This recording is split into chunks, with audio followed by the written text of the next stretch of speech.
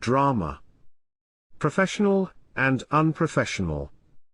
Last week gave one an amusing opportunity of contrasting the merits and the defects of the professional and the unprofessional kind of play. The gay Lord Quex was revived at the Duke of York's Theatre, and Mr. Alexander produced at the St. James's Theatre a play called The Finding of Nancy, which had been chosen by the committee of the Playgoers Club out of a large number of plays sent in for competition.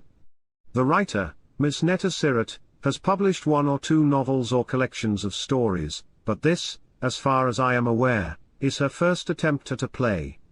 Both plays were unusually well acted, and therefore may be contrasted without the necessity of making allowances for the way in which each was interpreted on the stage. Mr. Pinheiro is a playwright with a sharp sense of the stage, and eye for what is telling, a cynical intelligence which is much more interesting than the uncertain outlook of most of our playwrights.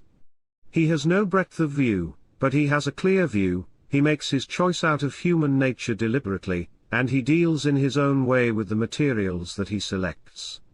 Before saying to himself, "What would this particular person say or do in these circumstances?"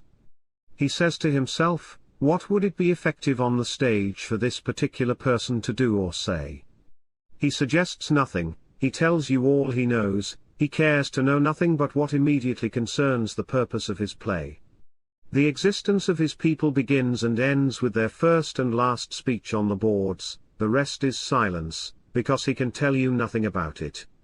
Sophie Fulgarni is a remarkably effective character as a stage character, but when the play is over we know no more about her than we should know about her if we had spied upon her, in her own way, from behind some bush or keyhole. We have seen a picturesque and amusing exterior, and that is all. Lord Quex does not, I suppose, profess to be even so much of a character as that, and the other people are mere humours, quite amusing in their cleverly contrasted ways. When these people talk, they talk with an effort to be natural and another effort to be witty, they are never sincere and without self-consciousness, they never say inevitable things, only things that are effective to say. And they talk in poor English. Mr. Pinheiro has no sense of style, of the beauty or expressiveness of words.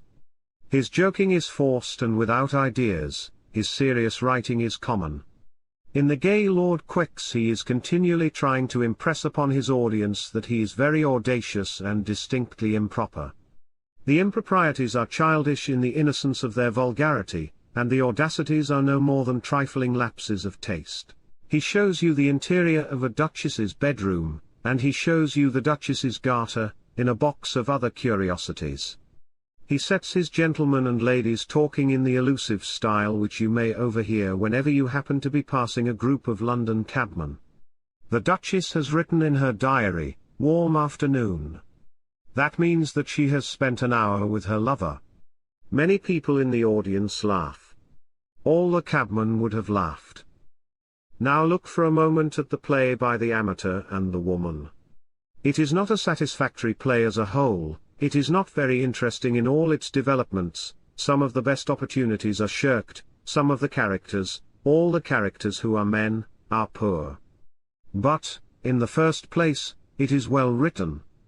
Those people speak a language which is nearer to the language of real life than that used by Mr. Pinheiro, and when they make jokes there is generally some humor in the joke and some intelligence in the humor. They have ideas and they have feelings. The ideas and the feelings are not always combined with faultless logic into a perfectly clear and coherent presentment of character, it is true. But from time to time we get some of the illusion of life. From time to time something is said or done which we know to be profoundly true.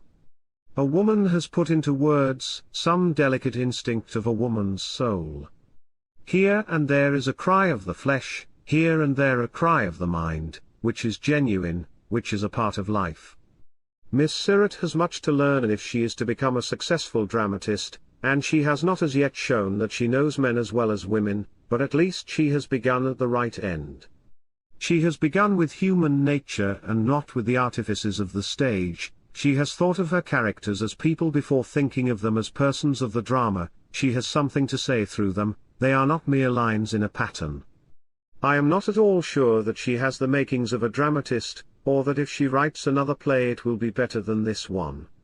You do not necessarily get to your destination by taking the right turning at the beginning of the journey. The one certain thing is that if you take the wrong turning at the beginning, and follow it persistently, you will not get to your destination at all. The playwright who writes merely for the stage, who squeezes the breath out of life before he has suited it to his purpose, is at the best only playing a clever game with us. He may amuse us, but he is only playing ping-pong with the emotions. And that is why we should welcome, I think, any honest attempt to deal with life as it is, even if life as it is does not always come into the picture.